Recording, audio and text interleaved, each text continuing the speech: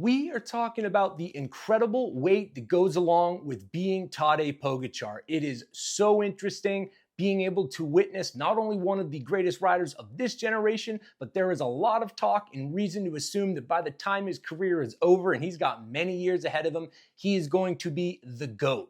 He is the most versatile, arguably, well, not arguably today. He just defies sort of the contemporary form of racing where people become very specialized. He has all the natural talent in the world. He's aggressive. He's really intelligent on the bike. It is exciting to watch him. But what is fascinating to me is after Milan-San Remo, a absolutely superb race, one of the best races I've seen, and sort of reflecting on obviously Tadej losing, I kind of realized there is a bit of a dichotomy being Tadej Pogacar. Now, the upside is pretty obvious. He is one of the best racers, one of the most naturally talented, and his win percentage is, I haven't looked at it, but it's got to be what? Over 50%. If he shows up to a race and does not win, it is a surprise. There's not a whole lot of races left in the World Tour that he has not checked off the box. And so the upside with being Tadej and a rider that strong, that dominant, and that feared is obviously you win a lot. But there is a downside, and Milan-San Remo kind of showcased one of the interesting challenges that comes along with being so dominant is everybody knows your tactics. If you are a racer racing Tadej, you pretty much have the easiest strategy in the world to follow. You wait for the essentially inevitable Tadej attack, which is likely to happen. Do whatever you can to stay on his wheel. If you're not able to, that is what it is, race is over. But if you can, he is likely to pull you to probably a top 5, and if you're a strong sprinter like Matthew, you can even potentially win. Tadej, on the other hand, because riders are, I wouldn't say intimidated, but because you are so strong, you are so dominant, you are never able to play the role of counterpuncher. Literally, or maybe not literally, but with the exception of maybe Jonas in the Tour de France, nobody attacks Tadej Pogacar. He is so strong. Worst case scenario for a overeager rider attacking him is he goes out a really hard effort, Tadej, with a few pedal strokes, catches up, drafts behind him, waits for the guy to tucker himself out, and then drops him. Pretty much nobody, and there's very few exceptions, are willing to actually be aggressive with Tadej. And so when you are Pogacar and his team, you have kind of the most to lose in terms of what is the expectation for Pogacar every time he shows up to a race? Win, right?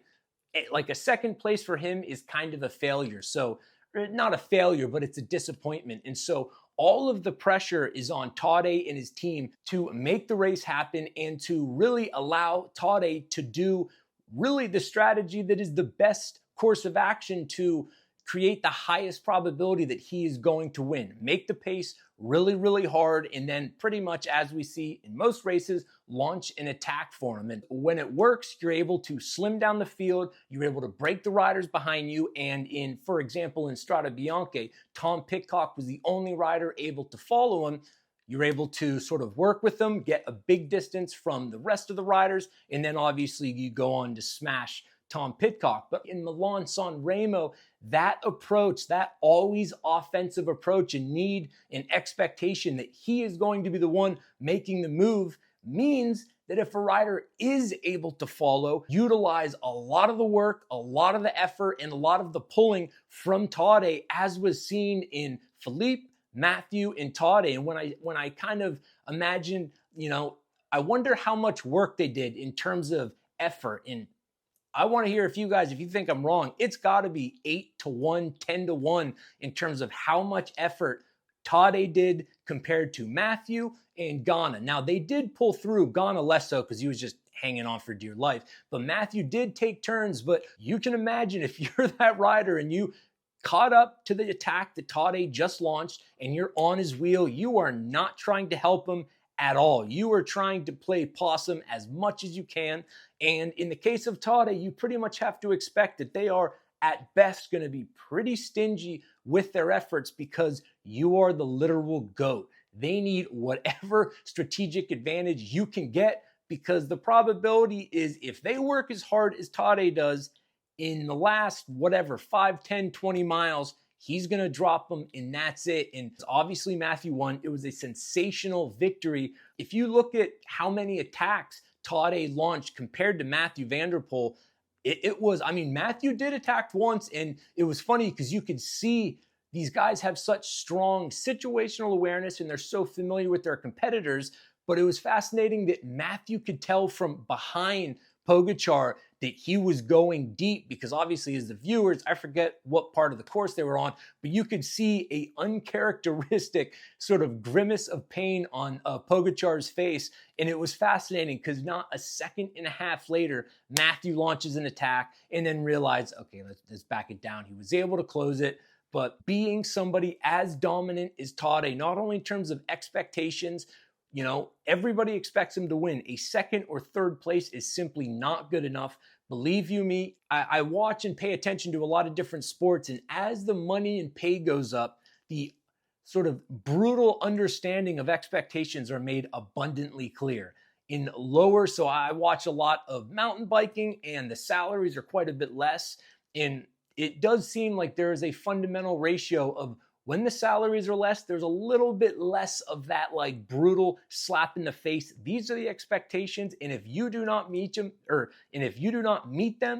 we're gonna have a problem. This is what we want. This is what we expect. And if you underperform, we're letting you know about it. There's gonna be a problem, and there's gonna be issues. So in terms of the pressure of being an athlete that is that good, that is always expected to win, that's difficult. But also tactically, everybody knows what he's going to do, and everybody knows what he's going to do because that approach that he implements is the best way and the highest probability for him, because he is so strong. He doesn't want to wait for the last 5 or 10 kilometers where other riders can catch up. He wants to break the racers. He has endurance that obviously allows him to win Grand Tours. And so for these one-day races, the best strategy is to attack earlier than is often common. That results in a lot of victories. But in the case of Milan-San Remo, he pretty much towed Matthew van der Poel in Ghana. Less so Matthew, very much so for Ghana. It's not, I mean, he did pull through, but he was struggling. If you're showing up to a race and you're a competitor of Tadej's, all you're focusing on is when he launches his attack.